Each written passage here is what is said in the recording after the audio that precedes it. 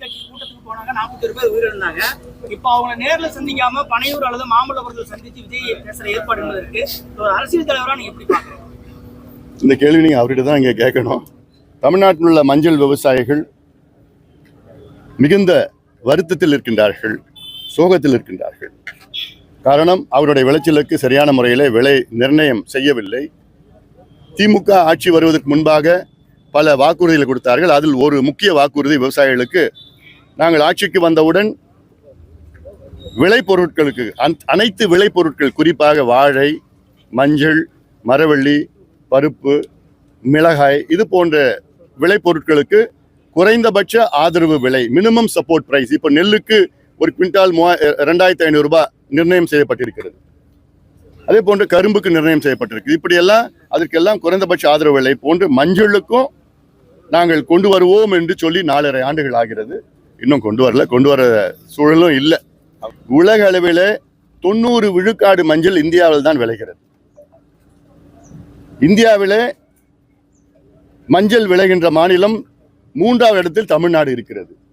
கொள்முதல் செய்கின்ற மாநிலம் தமிழ்நாடு 4வது இடத்தில் இருக்கிறது. இந்தியாவிலே கிட்டத்தட்ட 7.25 லட்சம் ஏக்கர்களில் மஞ்சள் பயிரிடப்படுகிறது. அதில் கிட்டத்தட்ட 11.5 லட்சம் டன் மஞ்சள் உற்பத்தி ஆகிறது. அதில் தமிழ்நாட்டினுடைய பங்களிப்பு, நல்ல மழை பெஞ்சுனா 1.25 லட்சம் டன், இல்லைன்னா 1 லட்சம் டன்.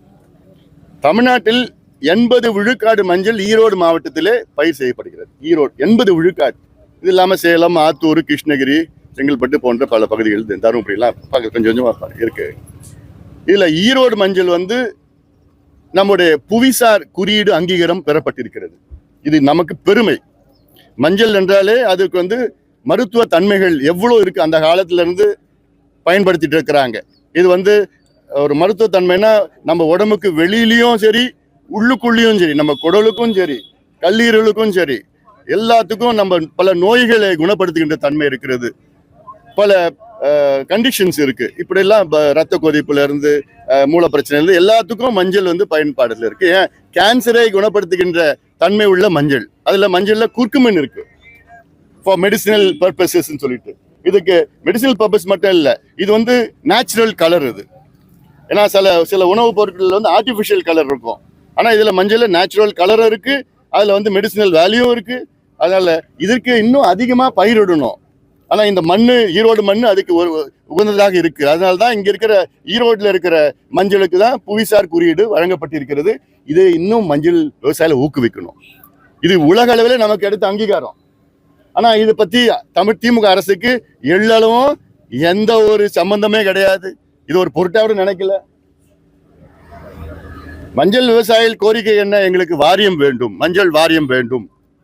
2வது, எங்களுக்கு குறைந்தபட்ச விலை நிர்ணயம் செய்ய வேண்டும். ஏன்னா 2021 ஒரு குவிண்டால் மஞ்சள் கிட்டத்தட்ட ஒரு 7,000-8,000 ரூபாய்க்கு தான் போச்சு. குவிண்டால்னா 100 கிலோ. 2024 கிட்டத்தட்ட 16,000, 17,000, 18,000 போயிருக்கு. ஆனா அதுல சில ரக மஞ்சள், விரலி வகைன்னு ஒன்று இருக்கு, கிழங்கு வகை, விரலி வகை. விரலி வகையில சேலத்துல விளைகின்ற விரலி வகை 21,000, 21,500 எல்லாம் போய்க்கு. ஆனா ஒரு நிர்ணயம் செய்யணும்னா மஞ்சளுக்கு குறைந்தபட்ச ஆதரவு விலை 25,000 ரூபாய் ஒரு குவிண்டாலுக்கு அரசு நிர்ணயம் செய்யணும். இல்ல மஞ்சள் ஆராய்ச்சி மையம் இங்க வைக்கணும். ஆராய்ச்சி செய்து எவ்வளோ தன்மைகள் நான் சொன்னேன், ஆராய்ச்சி செய்யணும். இதுல எவ்வளோ செய்யலாம் இதுல.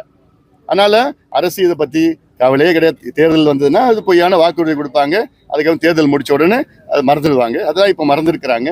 அதனால மஞ்சள் விவசாயிகள் இன்னைக்கு மிகுந்த கோபத்தில் இருக்கின்றார்கள். அவர்களுக்கு அடிப்படை கட்டுமானங்கள் வேண்டும். தமிழ்நாட்டில் ஓராண்டிற்கு நெல் கொள்முதல் செய்யப்படுகிறது. எவ்வளோனா 1,20,000 டன். ஓராண்டிற்கு தமிழ்நாடு முழுவதும் நெல் கொள்முதல் செய்யப்படுகிறது. 1,20,000 டன்.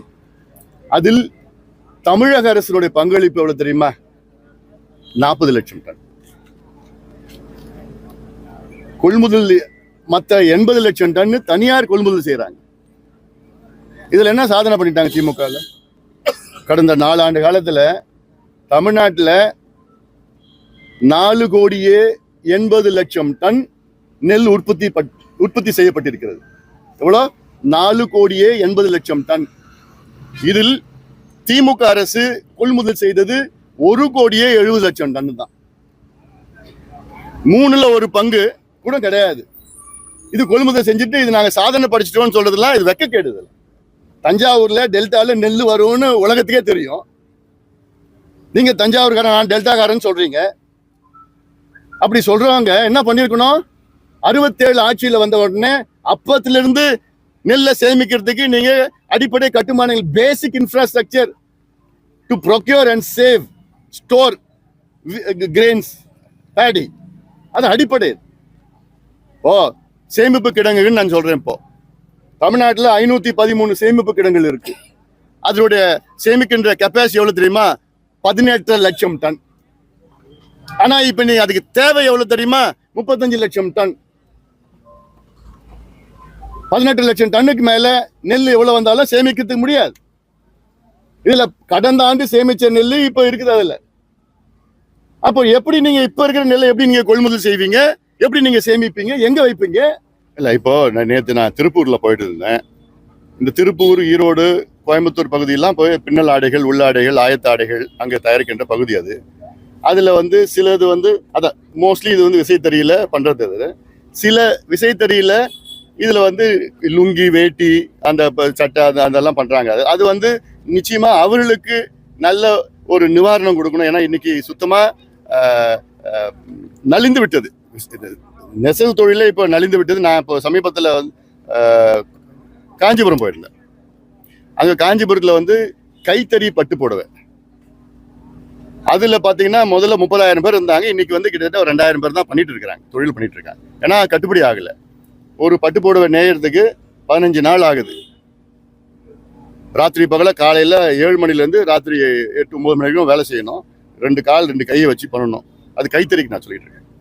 ஆனா அவங்களுக்கு கிடைக்கிறது வெறும் 3,000-4,000 தான் கிடைக்குது ஒரு புடவைக்கு. அதே போன்று நம்ம லுங்கி இந்த பகுதியில் ஈரோடு, சேலம் பகுதியில் இருக்கிற கைத்தறியில இருக்கிற நெய்யறவங்களுக்கோ சரி, விசைத்தறியில இந்த பொருள்லாம் உற்பத்தி செய்யறவங்களுக்கு நிச்சயமா அரசு நிவாரணம் கொடுக்கணும், சலுகைகள் கொடுக்கணும். அது எல்லாமே அந்த விசைத்தறிக்கு அதுல இந்த மின்சாரம் அந்த சலுகை கொடுக்கணும், இலவசம் கொஞ்சம் அதிகப்படுத்தணும்.